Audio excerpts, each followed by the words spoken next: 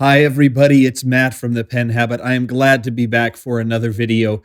Um, let's just say that I haven't really kept up on my agreement to cut down on the number of pens I purchased this year. That is perhaps one of the greatest understatements of all time. But on the plus side, that means you, my loyal viewers, get to see a lot more pen reviews. Those are going to be coming up. But before we do pen reviews, I'm actually going to dive into ink reviews. Now, this is one thing I've gotten a lot of requests to do. I've talked about this before. I'm not real sure how video format works for ink reviews. I tend to think that ink reviews will work a lot better in text and photos. But I've had enough requests that I figure let's give the people what they want, or try to give the people what they want. So I'm going to try this format. It's a little different than some of the other ink review formats you'll see online. I am going to do a little bit of writing with the ink, but I'm not going to do a ton of writing with the ink. I want to show you how it goes down on paper, and I'm only going to show you how it goes down on a single kind of paper, which will be the paper I use as my reference paper, which is a Rhodia dot pad, 80 GSM.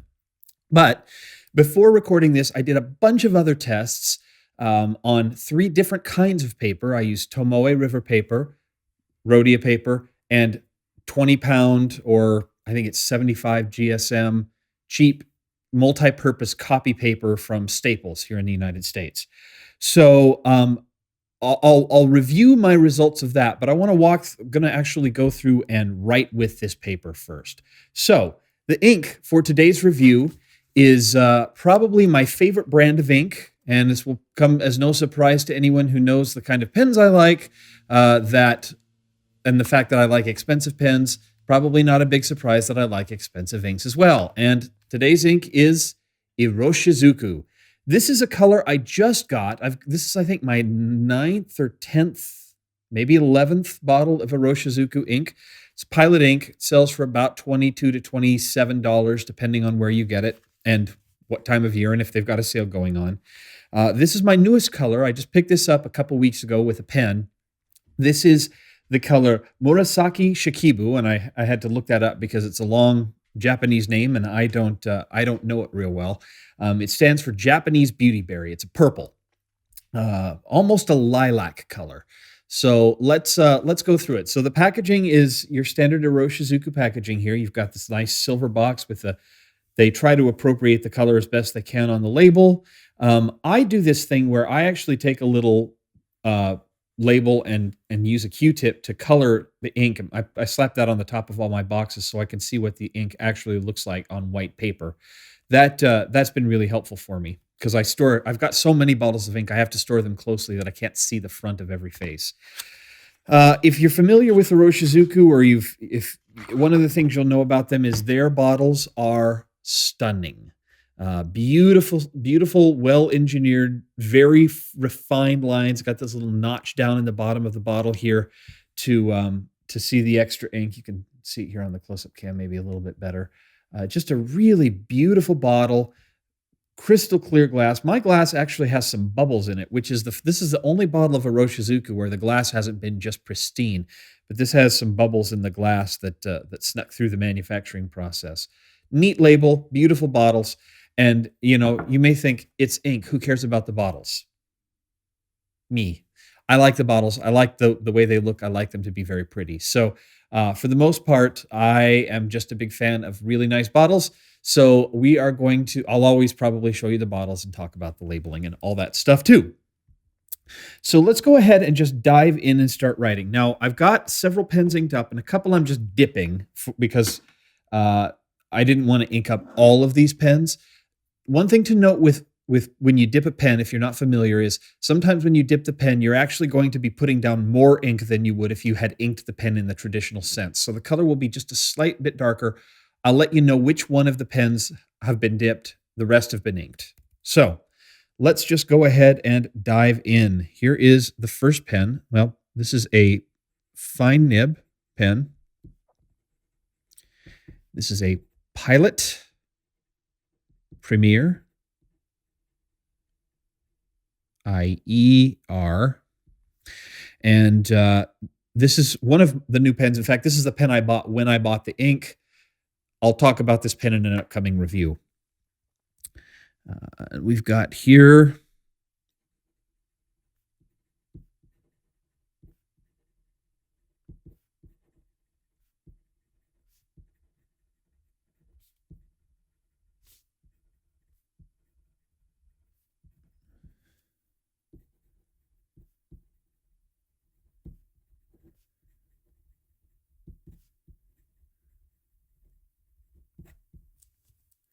Okay, the next pen is a medium. We're using a Lamy Vista.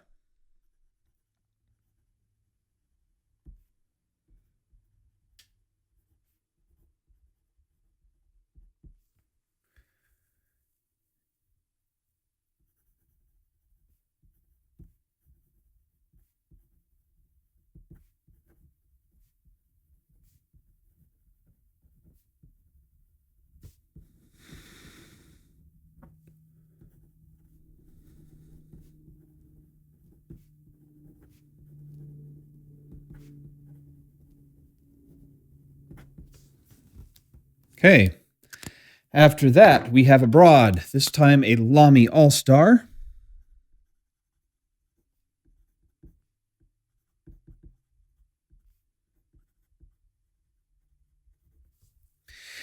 One thing I'll point out is in the fine, there's almost no shading at all. We're starting to see just hints of it here and here in the medium. As soon as we hit broad, all of a sudden the shading becomes a lot more visible, in my opinion. So here we go.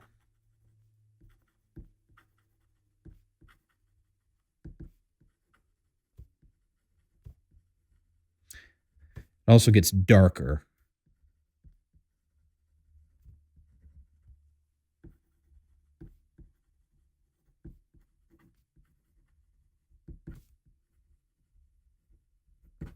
Okay.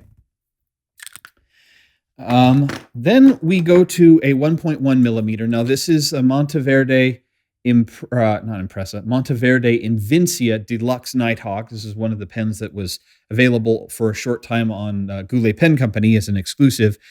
This is dipped. This is not normally inked.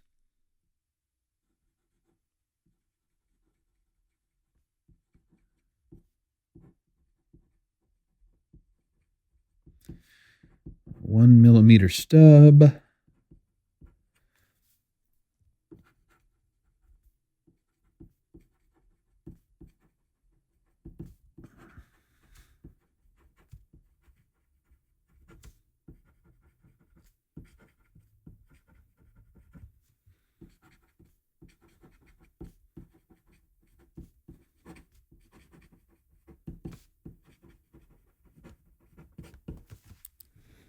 Excuse the sloppy, very fast writing because this is going to be dull enough as it is. The next pen is a TWSBI VAC 700 with a 1.5 millimeter stub. This is a Yovo nib, and this is also dipped instead of being traditionally inked.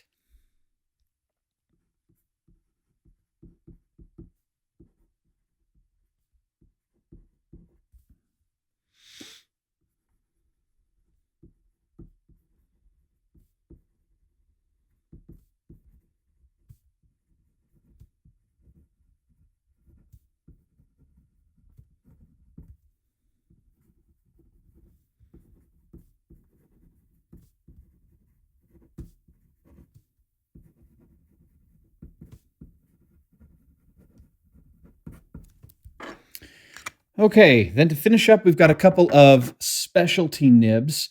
The first is the flex nib on my Waterman's Ideal number 7.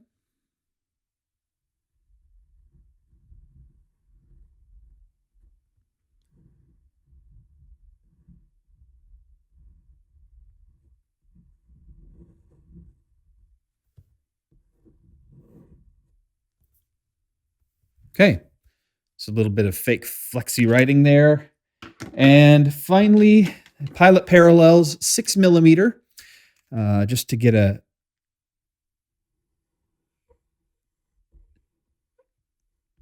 six.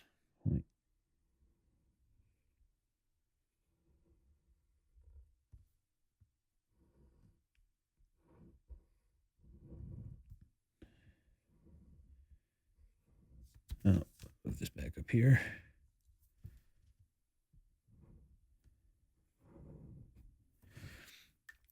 Okay, so those are the pens that I'll be using to ink here. As I mentioned, you start to see, if it gets wet, it does start to get a fair bit darker. We see a little bit more shading here in the VAC 700 because that 1.5 millimeter nib isn't quite as wet as the 1.1 millimeter stub is. With Flex, you get quite darker, but there's not a ton of shading because it's so wet. If it gets too wet, you lose most of the shading. And then you've got the 6.0 millimeter here, which is it gives you a pretty good example of what it looks like and what the extremes of the shading can be on this ink. So that's the writing. Now let me dive into a little bit more about the actual tests that I did and show you how all of those turned out. Okay, so what I did on these tests is I created a template that I'll use for all of my ink reviews, unless I decide to change the format at some point. So there'll be some consistency between all these, and I'll talk you through what I saw, and I'll intercut photos that are color corrected and a little bit more, will give you a little bit more accurate of an indication of what the ink will look like. It's much harder to color correct video for me than it is to color correct photography because it's a lot harder to light video properly. So to start off with, here is the name of the ink, and it's obviously purple. We've got a 3 swatch pass here, so you can see there is some shading, but not anywhere near as much as you might find in some other inks. It's just not as heavy a shader. And then we've got my color swatch here that I did. Here's another breakdown, a little bit closer up of the different inks or the pens that I used. One thing you'll notice, not so much on this one, but on the other ones, is the Monteverde Invincia Deluxe has a black nib, and if you leave ink in the nib for a while, the nib actually oxidizes the ink or something and discolors it. So on some of the future tests or some of the different paper, you'll see that the ink is a little discolored there. I need to get a 1.1 millimeter stub that isn't black so I can avoid that. So anyway, let me zoom out just a touch here. So here's the quote I wrote. People are like stained glass windows. They sparkle and shine when the sun is out, but when darkness sets in, their true beauty is revealed only if there is a light from within, by Elizabeth Kubler-Ross. And then that's in a medium. This is in fine. You can see a little bit more writing there. Then we get to some of the interesting stuff. So I do a, got a little extra dog hair on my sweater there. Need to get that cleaned off. I did what I'm calling a foamatography or faux chromatography. So what I do in order to do this is I put a line of ink right here, and then I dip the end of the paper in water and let it sit for a while. And then it will gradually over time wick up via capillary action the paper, and I think it's capillary action that does that. Not much of a scientist, I have to admit. And then the kind of the final deposit ends up here. So you can see, I'm going to turn it sideways so you can see the whole thing. This ink has a lot of light blue in it, a little bit more of the pink, lighter purple, and then just a bit of the darker purple here at the end. So this purple ink is a little bit on the lighter side, and it has a lot of blue in it. So there's a lot of a blue undertone, and it's a little bit more lilac colored necessarily than a pure purple. Moving on, back, we're still on Rhodia paper here. I have done a breakdown of the different scenarios here, and I'll have the photos for these three radar charts side by side in a single image on penhabit.com, so you can see kind of how this ink compares on the different use your words, Matt, how this ink compares on the different paper. And then on the page that shows all of the inks by color, I'll have those 3 charts, miniature versions of those 3 charts, so you can see them. But essentially it's bleed. It was pretty good, but had an 8 because there was a little bit of bleed, particularly, and I can show you here on the flex writing, there was some bleed with this ink because it's quite wet. Color appeal for me, it's a 5. This just is a little on the unsaturated side. and a little too light. I like my purples more like eggplant, aubergine, royal purples, deeper purple colors. And this is a little too light for my tastes. Feathering on Rhodia, beautiful. No feathering at all that I could tell. Flow, uh, and this is true of all Iroshizuku inks. They flow beautifully. I've never had an Iroshizuku ink that feels dry. There's some that flow a little bit better than others, but this one has a quite nice flow. Ghosting is basically, can you see any of the writing through? It's hard to tell in this lighting here because it's so top heavy. There is a little bit of ghosting. It's not terrible, but it looks a little bit worse in person than it does on the video. So that's why that is at a 6. 10 is there's no ghosting at all. Lubrication, again, flow and lubrication often go very hand in hand in inks. Iroshizuku inks feel very lubricated. They're just, it's like writing with butter. It's beautiful. You got a pen that's a little on the scratchy side for you, a little more feedback than you might like. Throw some Iro in there, and you're going to have a beautiful writing experience. Saturation, I put this at a 4, not so saturated. We've got shading at 5. And shading is one of those things, as I mentioned, it shades, but not as much as I would like. If you want just a little bit of shading, a hint of shading, this is a good ink. If you like highly shaded inks, maybe not. Put it in a fine nib, you're probably not going to see much shading at all. Sheen, there is a little bit of sheen on this ink. It's a gold sheen. I only really saw it heavily on the Tomoe River paper, but I did see just a hint of sheen on the Rhodia. Just a hint. This is probably a little higher than it ought to be here. In terms of dry times, this Rhodia paper, because it's coated to be smooth, does tend to have slightly longer dry times. So in this case, a 15-second dry time really isn't too bad for Rhodia paper. It's a pretty decent dry time. This was interesting, I thought. I do my 4 tests, and I'll explain them here in this video. I may not always explain them in the future. The water rub test, I take a Q-tip with a little bit of water and just rub on the paper for a while. With the soak, I use a syringe to inject some water on the paper and let it set for 30 seconds, and then I wipe it up. Bleach test, I spray some bleach from a bottle, and the same thing with ammonia.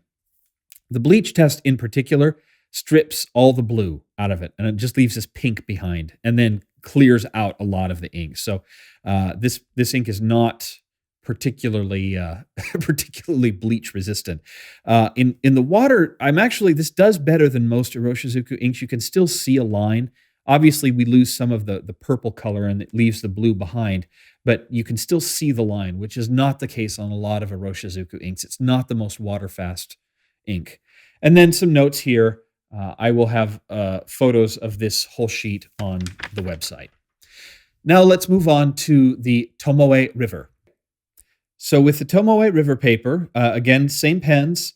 As I've talked about in earlier videos, Tomoe River is super smooth, very, very thin, but very fountain pen friendly, very water-based ink friendly.